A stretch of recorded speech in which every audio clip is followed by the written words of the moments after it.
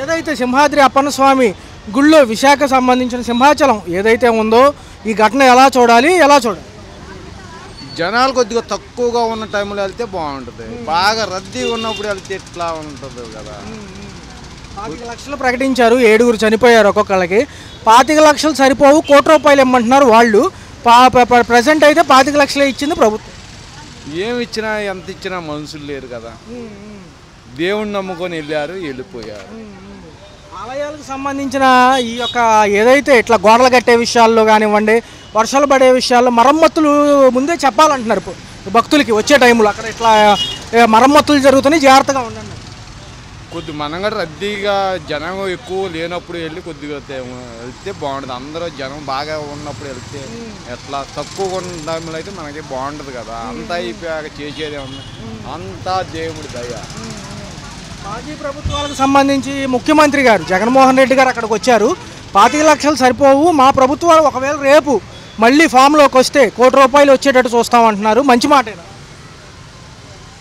ఏదైనా నాకు నమ్మకం లేదు, మా అన్నయ్య మాట నమ్మకం లేదు. ఎందుకంటారు? నాకు నమ్మకం లేదు. గతంలో ఇచ్చారంటున్నారు. అబ్బే నాకేం నమ్మకం లేదు, అంతా అన్యాయమే. ఆలయాలకు సంబంధించి ఇలాంటివి ముందే చెప్పడం మంచిదవుతుంది ప్రజలకి.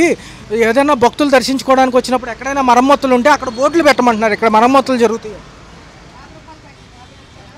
ఏమన్నా ఇదంతా అయిపోయింది, అనవసరం అన్నా. వెళ్ళిపోయిన వాళ్ళు రారు కదా, ఏ గవర్నమెంట్ ఉన్నా మనం చేసేదే ఉంది, ఏం లేదు. పక్క చంద్రబాబు గారు రేపు మోడీ వస్తున్నారు ఇక్కడికి అని చెప్పి ఆయన హడావుడిలో ఉండిపోయారు.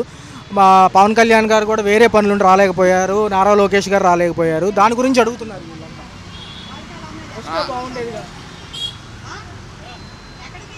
మా పవన్ కళ్యాణ్ అన్న, మా లోకేష్ సార్ సీఎం గారు, మా చంద్రబాబు నాయుడు గారు కూడా వెళ్తే చాలా బాగుండేది. రేపు 2వ తారీఖున అమలాపురంలో మౌలి గారిది ఉంది కదా, కుదరదు కదా. తర్వాత ఎప్పుడు వెళ్తారు మా సారు?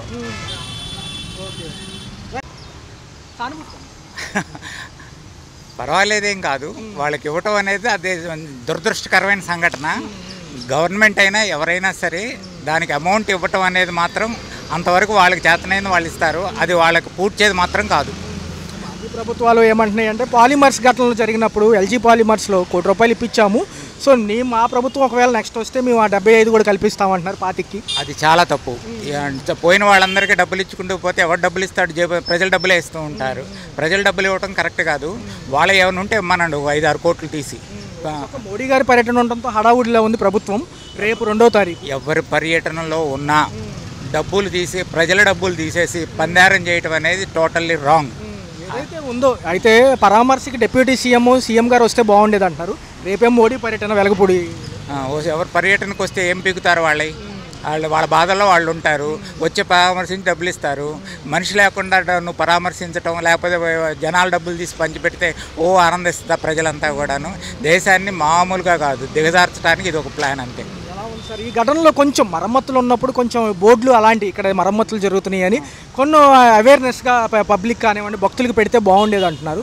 ఏదైనా ఘటనలో ఇట్లాంటివి జరగకుండా, ఎందుకంటే తిరుపతి ఘటన తర్వాత ఇదే పెద్ద ఘటన అయింది మళ్ళీ. అందుకని అది కట్టడం, నాసిరకంగా కట్టడం తప్పు.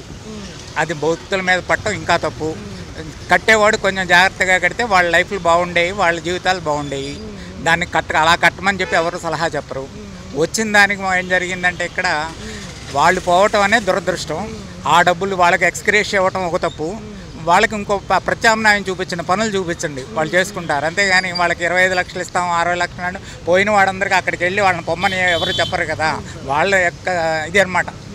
ఆ రోజున జరిగినటువంటి స్థితికి ఆ రోజు గవర్నమెంట్ కానీ ఎవరేం చేయలేరు. కట్టిన వాడు ఏంటంటే వాడు కక్కుర్తి పడ్డాడు, వాడికి ఇవ్వమన్నాడు, వాడి దగ్గర డబ్బులు వసూలు చేసి ఆ పడిపోయిన వాళ్ళకి ఇవ్వమన్నాడు. బాగుంటుంది. సార్, చూసుకున్నట్లయితే భక్తులు ఇట్లా ఘటనలు జరగడం వల్ల కొంచెం బాధాకరమైనప్పటికీ విచారణ ఘటన ప్రభుత్వం స్పందించినప్పటికీ కూడా పోయిన ప్రాణం తిరిగి రాదు. అంత మట్టికి నిజం. ఏం చేయమంటారు? ఇప్పుడు మీడియాలో తీస్తారు, ఏమో చెప్తారు, ఏదో చేస్తారు. ఏం చేస్తారు? దీనికి పేపర్లో వేస్తారు. ఇవన్నీ మామూలు కథలే. వైఎస్ఆర్ ఏంటి, సిపిఐ ఏంటి, సిపిఎం ఏంటి, ఎవరైనా సరే కాంగ్రెస్ ఏంటి, లేకపోతే టీడీపీ ఎవరైతే ఏంటండి, ఎవరైతే ఏంటి, ఏడుగురు చనిపోయారు కదా. దెబ్బతింది జగన్ ప్రజల్లో. రూపాయలు ఇయటం కాదు అక్కడ. చిన్నప్పటి నుంచి కన్న తల్లి పెంచి పెద్ద చేసి అంతవాణ్ణి చేసి చదివించి ఉద్యోగాలు కూడా చూసి లేకుండా వేసినా సరే తల్లిదండ్రులు కూడా సంపాదించలేని ఈ ప్రభుత్వంలో ఈ బిడ్డలకి నామరూపాలు లేకుండా ఇలా చనిపోతే మీరు మాత్రం ఏం చేస్తాం, మీరు మాత్రం ఏం చేస్తారు, ఎవరు మాత్రం ఏం చేస్తారు? పాకిస్తాన్ వాళ్ళు వచ్చి మీద పడిపోతుంటేనే ఇక్కడ దిక్కుమట్ట లేకుండా పోయింది. మరి ఇటువంటి భారతీయుని కాబట్టి భారతదేశానికి పుట్టాను కానీ భారతానికి పుట్టాను కానీ భరతమాతకు పుట్టాను కానీ నేను భారతీయుని కాబట్టి ఎందుకని మాటలు చెప్తున్నా. చనిపోయిన వాళ్ళకి ₹1 నష్టపరిహారం ఇవ్వాలని మాజీ ముఖ్యమంత్రి. ఏంటండి ఇలా కోటి ఇస్తే నా ప్రాణం చేస్తారా? కోటి కాదు 10 కోట్లు ఇవ్వని నువ్వు నీ బిడ్డను నువ్వు తెచ్చుకోగలవా? ఎవరు ప్రాణం రాదు. నువ్వు ప్రభుత్వం ఎక్కడి నుంచి తెచ్చేస్తా నీ కోట్లు? ప్రజల్లో నుంచే అన్ని ఈ డబ్బు అంతా ప్రజల్లో నుంచి తీసుకొచ్చిన కోట్లే కదా. నువ్వు పంచేది ఇంట్లో తెచ్చిస్తున్నావా లేకపోతే ఈగులో నుంచి తెచ్చేస్తున్నావా?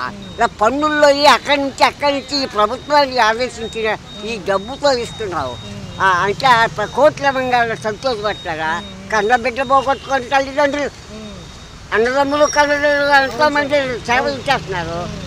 ఎందుకంటే ఇది ప్రజావాక్యం ఏంటిది? దేవుడి ఇచ్చింది ఏంటి? మగ ఆడ ఒక 2 జాతులు ఇక్కడ.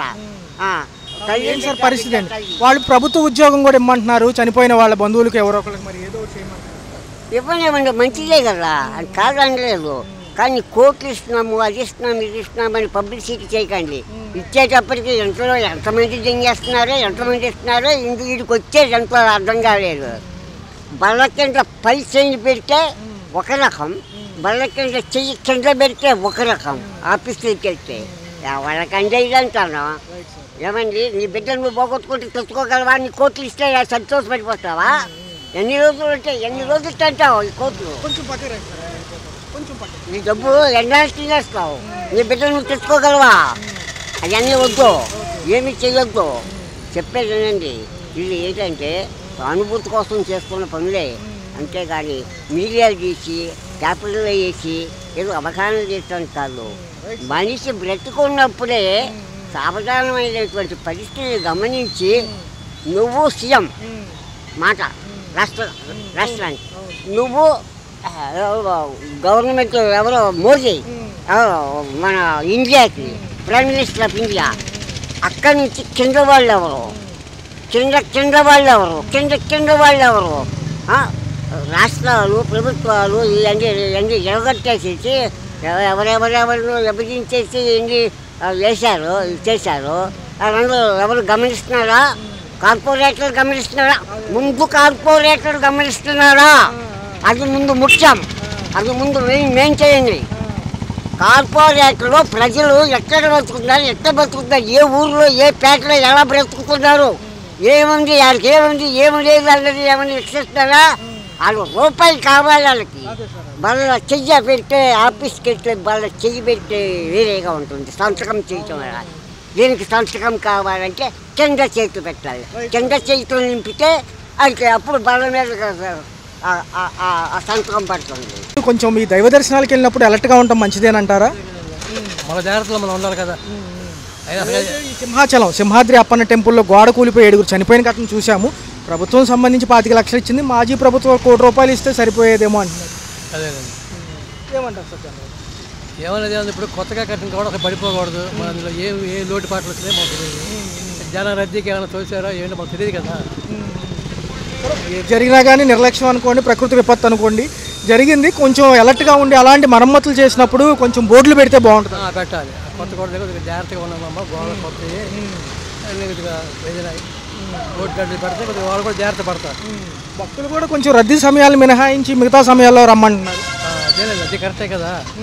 రద్దీ సమయం తగ్గితే ఖాళీగా ఉన్నప్పుడు అంతా ఫ్రీగా ఉంటుంది వెళ్ళిన వాళ్ళకి. జగన్మోహన్ గారు పరామర్శించారండి. రేపు మోడీ పర్యటన ఉండటం వల్ల ప్రభుత్వాల్లో ఎవరైతే ముఖ్యమంత్రి గారికి ఉప ముఖ్యమంత్రి గారికి కుదరలేదు రావడం, ఏమంటారు? వాళ్ళు కుదిరినప్పుడు మనం చేసేది వాళ్ళు కుదిరినప్పుడే వస్తారు. మరి ఖాళీగా ఉండదు కదా, వాళ్ళు బిజీ టైం వాళ్ళ షెడ్యూల్ బట్టి వాళ్ళు వస్తారు. రేపు అమరావతి పర్యటనకు మోడీ గారు సభ ఉంది వెలగపూడిలో, ఏమంటారు సార్? ఈసారి పునర్ప్రారంభం అంటున్నారు కదా. ప్రారంభం అంటే అవ్వచ్చు, అయిపోవచ్చు. ఏదైనా అవ్వాలనే కదా కోరుకుంటాం ఎవరైనా. ఏదైనా దూర ప్రాంతాలు కానీ ఇట్లాంటి దర్శనాలకు వెళ్ళినప్పుడు భక్తులు ఎలర్ట్గా ఉండడం మంచిది. అలర్ట్గా ఉన్నారు. ఎందుకంటే తిరుపతి కట్టిన తర్వాత తొక్కిసలాట తర్వాత ఇదే పెద్ద కట్టడం. అవును, ఈ మధ్యలో ఏం లేదు కదా. కొంచెం ఈ ఆలయ నిర్మాణాలు ఎలా ఉంటే కనుక కొంచెం ఈ కాషన్ బోర్డ్స్ ఉంటాయి కదా, ఇట్లా జాగ్రత్త మరమ్మతులు జరుగుతుంది ఈ స్థలంలో జాగ్రత్తగా ఉండని చెప్పేసి హెచ్చరిక బోర్డు అట్లా పెట్టుంటే కొద్దిగా వాళ్ళు కూడా జాగ్రత్త పడతారు. చనిపోయారంటే మామూలు విషయం కాదు, దిగ్భ్రాంతిగా ఉంది అందరికీ. ఎవరికైనా బాధే కదండి. ఇప్పుడు అందులో ఎంప్లాయీస్ ఉండొచ్చు, లేకపోతే పేదవాళ్ళు ఉండొచ్చు. ఏంటి ఎంత డబ్బులు ఇచ్చినా ప్రాణం తిరిగి రాదుగా అంటున్నారు. ఎవరికి ఉండే బాధలు వాళ్ళకుంటాయి. హలో, తెలుగు రాజ్యం ఛానల్ చూస్తున్నారా? సామాజిక రాజకీయ జీవన చిత్రణే తెలుగు రాజ్యం. అతిశయోక్తులు అసత్యాలు ఉండవు. రాజకీయ కోణం కాదు, ప్రజా కోణమే కొలబద్ద. తెలుగు రాజ్యం వీక్షణ మీ ఉత్తమ అభిరుచికి నిదర్శనం.